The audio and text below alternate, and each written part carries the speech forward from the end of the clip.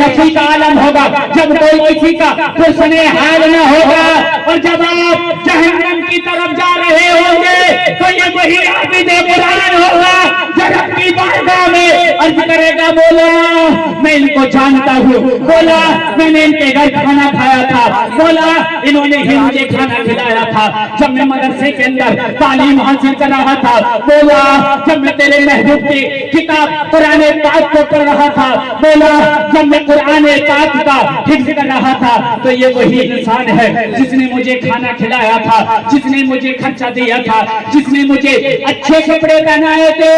رب فرمائے گا، اے حافظ قرآن بتا کیا چاہتا ہے؟ تو یہ حافظ قرآن عرض کرے گا، مولا میں نے ان کا نمک کھایا ہے، انہوں نے مجھے بڑی اچھی پرورش دی ہے، مولا تو ان کی بخشش فرما اور ان کو جہنم سے چھٹکارا دے دے اور جنت کی طرف روانہ کر دے۔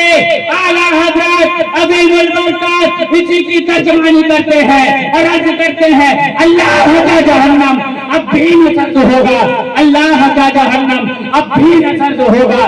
رو رو کے مصطفیٰ نے دریا بہا، سبحان اللہ سبحان اللہ، رو رو کے مصطفیٰ نے دریا بہا دیے ہیں۔ حضرات محترم، بخاری شریف جلد ثانی ابواب الزہد صفحہ نمبر 58 کی حدیث پاک، عن کعب ابن عیاض قال سمعت رسول اللہ صلی اللہ تعالی علیہ وسلم یقول ان لکل امتی فتنہ وفطرت امتی المال۔ بخاری شریف، ترمذی شریف جلد ثانی ابواب الزہد صفحہ نمبر 58 کی حدیث پاک، عن کعب ابن عیاض قال سمعت رسول اللہ صلی اللہ تعالی علیہ وسلم الدنیا سجن للمؤمنین وجنت للکافرین۔ سبحان اللہ، ماشاء اللہ، نعرہ تکبیر، نعرہ رسالت، علماء اہل سنت، مسلک اہل سنت، مصطفیٰ الدنیا سجن للمؤمنین وجنت للکافرین۔ مصطفیٰ نے ارشاد فرمایا، دنیا مومن کے لیے قید خانہ ہے اور کافروں کے لیے جنت۔ مصطفیٰ نے کیا فرمایا؟ دنیا مومن کے لیے قید خانہ ہے، بے شک، سبحان اللہ، بھائی کافروں کے لیے جنت۔ بلاہے سے آپ 5 سے زیادہ ہی ہو، کربلا کے تپتے ہوئے صحرا کے اندر میرے امام علی مقام کے ساتھ صرف 72 جانثار تھے اور ادھر 22,000 کا لشکر جرار تھا۔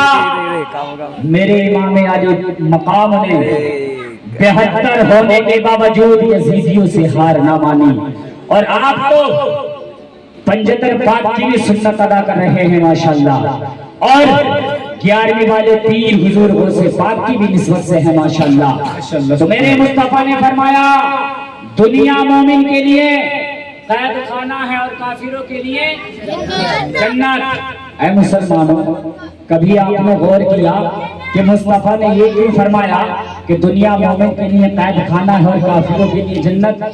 اے لوگوں، آپ بخوبی جانتے ہوگے بچے آپ کے گھر بھی پیدا ہوتے ہیں، ہمارے گھر بھی پیدا ہوتے ہیں، امیر کے گھر میں بھی بچے کی پیدائش ہوتی ہے، غریب کے گھر میں بھی بچے کی پیدائش ہوتی ہے، یتیموں کے گھروں پر بھی بچے کی پیدائش ہوتی ہے۔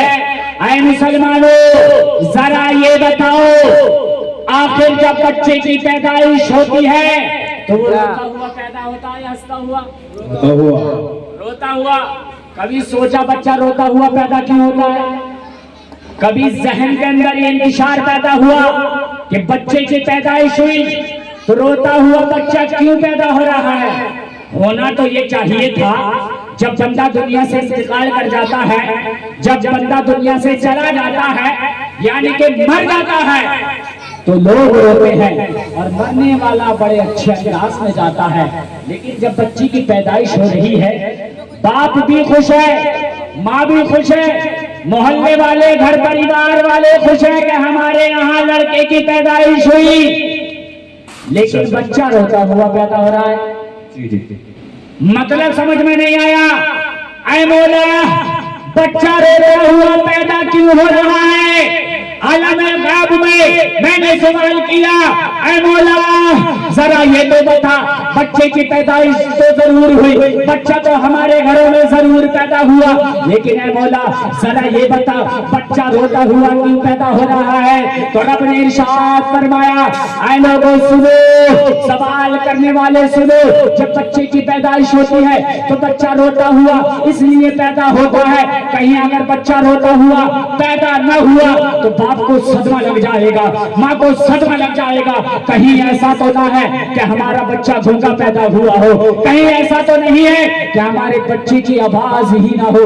اور اللہ اکبر ہے مسلمانوں, اگر بچے کی آنکھیں کھلی ہوئی نہ ہو تو ماں پریشان ہو جاتی ہے, پورا گھر بے چین ہو جاتا ہے کہ ہمارا بچہ کہیں ایسا تو نہ ہو کہ اکھیاروں کی بجائے نابینا پیدا ہوا ہو. پھر اس کو بچے کو جھنجھوڑا جاتا ہے, ہلایا جاتا ہے تاکہ بچہ رونا شروع کر دے, بچے کی آہو آواز ہمارے کان میں آ جائے, آہو پکار کو ہم اپنے کانوں سے سن لیں اور بچہ اپنی آنکھوں کو کھول دے. جب بچہ اپنی آنکھوں کو کھولتا ہے ماں کو تسلی ہو جاتی ہے, باپ کو سکون مل جاتا ہے کہ بچہ اکھیارا ہے, نابینا نہیں ہے. بچے نے رونا شروع کر دیا تو پتہ چل جاتا ہے بچہ گونگا نہیں ہے بلکہ آواز ہے, بچہ صحیح سلامت ہے.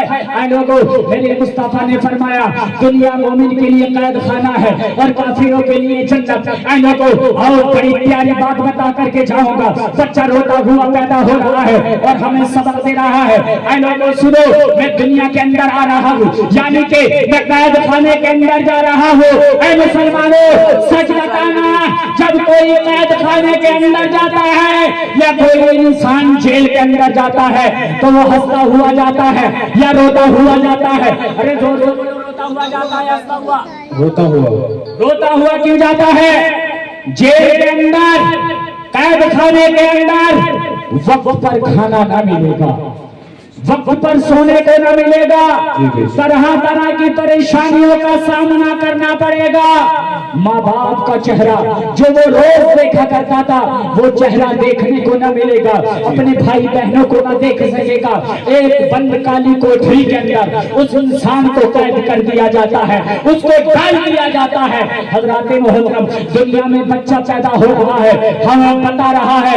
اے لوگوں, جب کوئی قید خانے میں جاتا ہے تو وہ ہنستا ہوا نہیں بلکہ روتا ہوا جاتا ہے. میں دنیا میں روتا ہوا اس لیے آیا ہوں کیونکہ میں قید خانے میں جا رہا ہوں اور یہ دنیا قید خانہ ہے. بچہ پیدا ہو جاتا ہے, ماں باپ کو بڑی خوشی ہوتی ہے. جیسے ہی بچہ 5-6 سال کا ہو جاتا ہے ماں باپ کو تکلیف ہوتی ہے, ماں باپ پریشان ہوتے ہیں کیونکہ بچے کو پڑھانا بھی ہوگا, بچے کو تعلیم بھی دلانی ہوگی, بچے کو دنیاوی نالج سے بھی آراستہ کرانا ہوگا, بچے کو قرآن بھی پڑھانا ہوگا. اور بچہ بڑا ہوتا ہے, ماں باپ کو فکر ستاتی ہے. جیسے ہی بچہ جوان ہو جاتا ہے ماں باپ کو شادی کرنا ہوتی ہے, اس کی شادی ہو جاتی ہے, بال بچے ہو جاتے ہیں. اب وہی نوجوان ہے جو بچپنے کے عالم میں اس دنیا میں روتا ہوا آتا ہے. حضرات محترم, اب نوجوان کو فکر ہوتی ہے کیونکہ اپنے ماں باپ کے حق کو بھی ادا کرنا ہوتا ہے, بھائی بہنوں کے حق کو بھی ادا کرنا ہوتا ہے, پڑوسیوں کے حق کو بھی نبھانا پڑتا ہے. اے لوگوں, حق نبھاتے نبھاتے وہ بچہ ایک دن دنیا سے انتقال کر جاتا ہے, دنیا سے چلا جاتا ہے اور بڑا پیارا انداز ہوتا ہے. اے لوگوں, قید خانے سے چھٹکارا مل گیا, اب میں اپنے رب کی طرف جا رہا ہوں اور ہنستا ہوا جاتا ہے. اے لوگوں, بچے نے ہمیں بتا دیا دنیا مومن کے لیے قید خانہ ہے اور کافروں کے لیے جنت ہے. اسی لیے شاعر کہتا ہے, کون کہتا ہے مومن مر گیا, قید سے چھوٹا وہ اپنے گھر گیا. مومن مرتا نہیں بلکہ گھر جاتا ہے, جنت میں اس کا گھر ہے.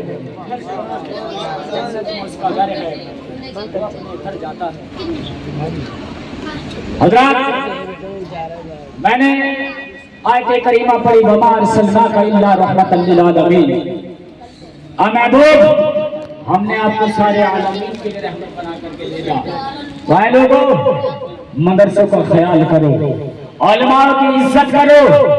یہی وہ علماء ہیں جو ہماری بخشش کا ذریعہ بنے گے میدان محشر میں. اے لوگوں, کوئی کسی کے